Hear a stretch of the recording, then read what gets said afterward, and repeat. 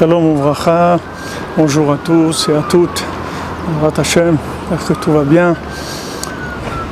Alors quelques paroles de ce qu'on a étudié ce matin. Si vous voulez écouter tout le cours, vous pouvez l'écouter sur internet. C'est Abraham qui avait une fille qui s'appelait Bakol. Abraham Avinu avait une fille qui s'appelait Bakol. Cette fille-là, qu'est-ce que ça veut dire Bakol? Ça veut dire qu'il y avait tout en elle. Cette fille avait tout en elle. On sait que c'est écrit au sujet d'Abraham Avinu, qu'Abraham Avinu, quand il est arrivé, après 120 ans, alors il est arrivé Zaken Ba Beyamim, il est arrivé avec tous ses jours en haut, c'est-à-dire qu'Abraham Avinu il avait vécu chaque instant de sa vie.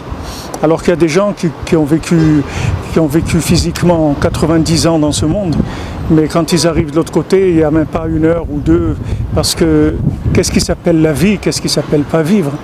Alors quelqu'un qui a utilisé l'enveloppe de ce monde, c'est-à-dire dans ce monde-là, il y a deux choses. Il y a une enveloppe qui est la matière, et dans cette matière, il y a une présence divine.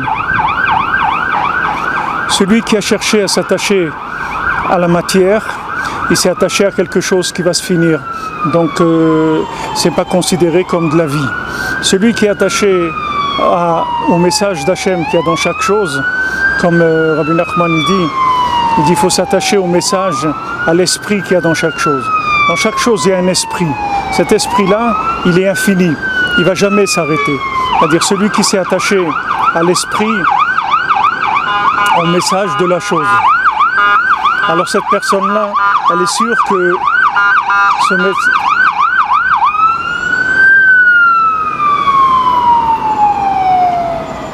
celui qui s'est attaché au message de la chose, alors lui, il est sûr qu'il s'est inclus dans l'éternité.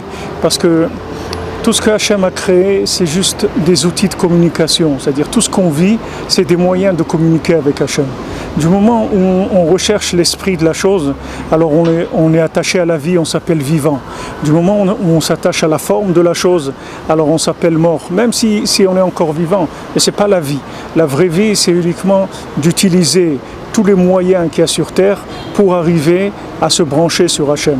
Pour ça que Esav, quand il a rencontré Yaakov, il a dit « Moi, le droit d'aînesse, il ne m'intéresse pas. Moi, je vais mourir de toute façon. Qu'est-ce que tu veux que je fasse avec le droit d'aînesse ?» Alors Esav, il est sûr qu'il va mourir, parce qu'il sait que sa vision de la vie, c'est une vision qui est momentanée.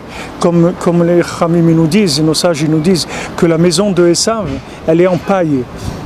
Que la maison de Esav c'est de la paille, il va sortir une étincelle de la maison de Yosef, elle va brûler toute la maison de Esav. Parce que toute la maison de Esav c'est de la paille, ça veut dire qu'il a investi dans de la paille. Tout ce qui s'est investi dans la consommation, dans le développement technologique pour le plaisir, etc. Tout ça, ça va se terminer. Parce que ce monde-là, il va se terminer dans la forme qu'il a. Et celui qui s'est attaché à l'esprit, alors lui il est tranquille, il est vraiment joyeux, parce qu'il sait qu'il est branché sur quelque chose qui va jamais s'arrêter, Bezrat Hashem. C'est-à-dire ça ne le dérange pas d'être dans ce monde où il va continuer dans l'autre monde avec son âme, il va laisser son corps, il va continuer avec son âme.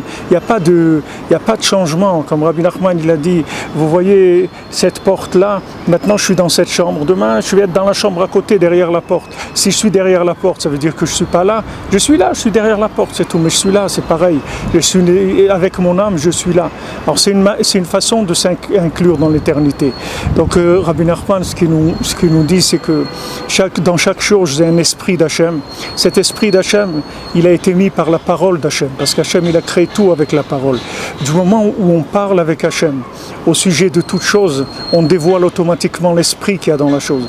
Et on est attaché à l'éternité. Chaque fois qu'on a parlé pour trouver Hachem, on s'est inclus dans l'éternité. Chaque situation où on a utilisé une parole pour s'inclure dans Hachem, on s'est inclus dans l'éternité. Donc la parole, c'est vraiment l'outil de vie. Comme dit David Ameler, la vie, tfila laquelle chaya, la prière à Hachem, c'est ma vie, c'est ça la vie. La vie, c'est de pouvoir communiquer avec Dieu à travers chaque chose. Et là, on s'appelle vraiment vivant. Là, on s'appelle vivant, Bezrat Hashem, jusqu'à 120 ans, c'est pour l'éternité.